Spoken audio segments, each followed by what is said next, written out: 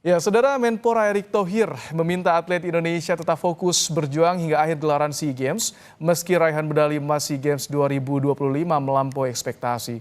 Sementara itu, Presiden NOC Indonesia Raja Sabta Utahari menilai selain kerja keras, kenaikan nominal bonus juga jadi motivasi ekstra bagi atlet yang telah berjuang. Saya berharap jangan 4 hari ke depan kita tidak fokus. Ya, ini masih ada 4 hari, 16, 17, 18, 19.